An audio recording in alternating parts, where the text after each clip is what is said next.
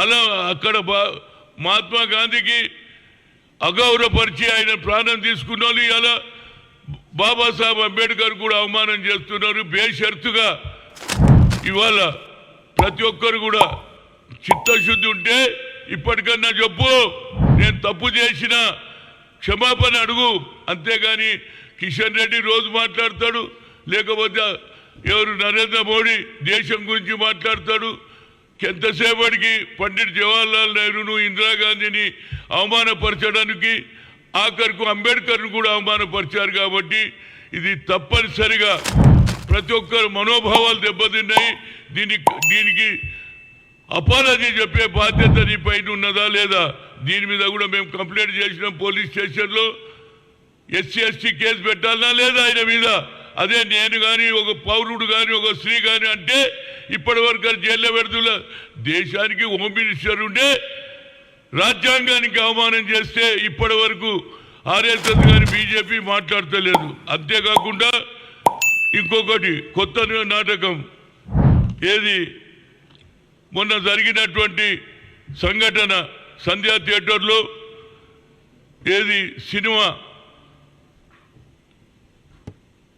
అల్లు అర్జున్ చేసిన సినిమాకు చూడడానికి వచ్చినటువంటి జనంలో తొక్కిసలాటలో రేవతి అనే అమ్మాయి చనిపోవడం, వాళ్ళ కొడుకు ఇవాళ హాస్పిటల్ ఉంటే అమిత్ మాలవ్జీ ఈయన ఐటీ చూస్తాడట బీజేపీ తరఫున, ఐటీ రిప్రజెంటేటివ్.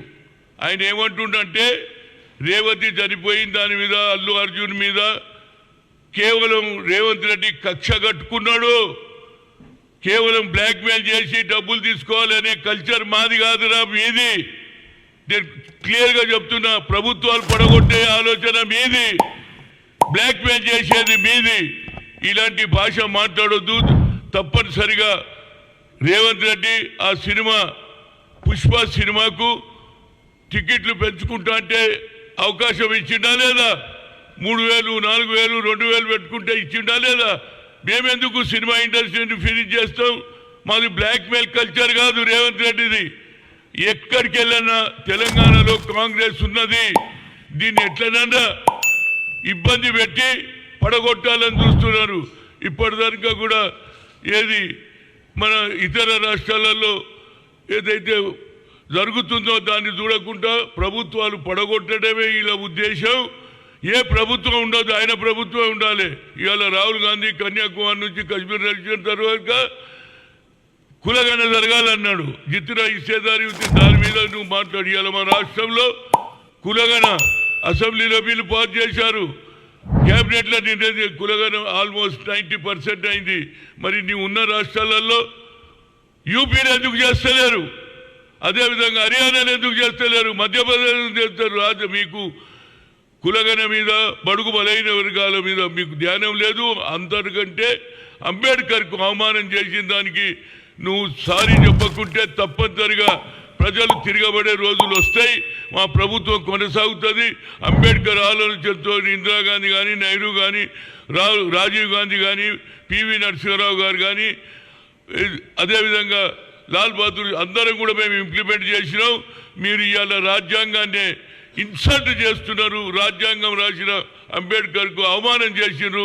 ఇప్పటికన్నా తెలుసుకొని సారీ చెప్పండి, తప్పు జరిగిందని చెప్పండి. అంతేకాకుండా మీది నుంచి ప్రభుత్వాల మీద బీసీ కమ్యూనిటీతోని కోఆర్డినేట్ చేసుకొని ఇంత పెద్ద దండలో దారంలాగా వ్యవహరించినటువంటి మా అన్న శివశంకర్ అన్న గారికి కూడా ప్రత్యేకంగా ధన్యవాదాలు తెలియజేస్తూ ఉన్నాను.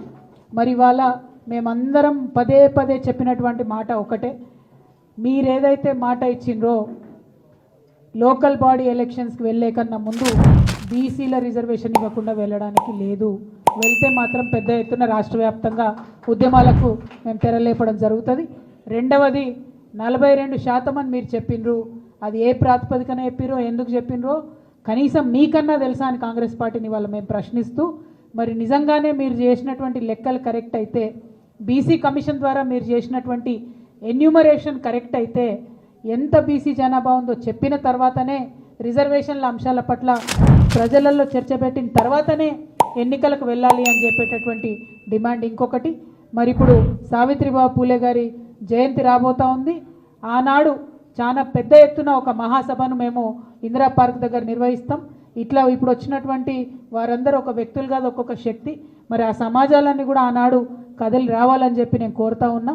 ఆ వేదికగా ఇంకా పెద్ద ఎత్తున మనకున్నటువంటి సమస్యలు, మనం కోరుకునేటటువంటి అంశాలు అన్నిటినీ కూడా ఎండగట్టి మరి ఇక్కడ రాష్ట్ర ప్రభుత్వం పైన, అక్కడ కేంద్ర ప్రభుత్వం పైన ఇద్దరి మీద కూడా ఒత్తిడి తీసుకురావాల్సినటువంటి అవసరం ఉంది. కేంద్రంలో ఉన్నటువంటి బీజేపీ ఇవాళ జనాభా గణన చేస్తే తప్పకుండా అందులో కులగణన ఉండాలి. కేవలం ఒకే ఒక పెన్ స్ట్రోక్తోని today Narendra Modi ji and BJP government at the centre can change the fate of crores of backward class community in this nation. So we demand a column for a caste census should be included in the census that is going to be conducted next year. We demand from Telangana, among all these BC communities, we demand that the caste census should be done in this country. That can give us political representation, that can give us jobs, that can give us funds for the upliftment of these BC communities. So that is our fundamental demand. అదేవిధంగా రాష్ట్రంలో మరి ఏదైతే Congress party కామారెడ్డిలో ఇచ్చినటువంటి declaration ఉందో దాన్ని యథాతథంగా అమలు చేయాలని చెప్పి డిమాండ్ చేస్తూ ఉన్నాం. అంతకుముందు ఉన్నటువంటి ప్రభుత్వంలో బీఆర్ఎస్ ప్రభుత్వం చేపట్టిన అనేక కార్యక్రమాలను అర్ధాంతరంగా అర్థం లేకుండా నిలిపివేసినటువంటి పనులన్నీ కూడా సాఫీగా కొనసాగించాలి. అది గౌరవ భవన నిర్మాణాలైనా సరే, అది గొర్రెల పంపకమైనా సరే, నాణ్యమైన చేప పిల్లలేసేదైనా సరే, బీసీ గురుకులాలను మరి చక్కగా నిర్వహించడమైనా సరే, ప్రభుత్వం మారినంత మాత్రాన పథకాలు ఆపితే ఇబ్బంది పడేది ప్రజలు అన్నటువంటి విషయాన్ని ఇప్పుడున్నటువంటి ప్రభుత్వం గుర్తించాలని చెప్పి మరొక మారు డిమాండ్ చేస్తూ మరి పెద్ద ఎత్తున ఇవాళ బీసీలందరూ కూడా కదిలినారు. బహుజనులందరూ కూడా కదిలితే మరి ఎట్లా ఉంటుంది అనేటటువంటి విషయం ఇవాళ ఒక ట్రైలర్గా శాంపుల్గానే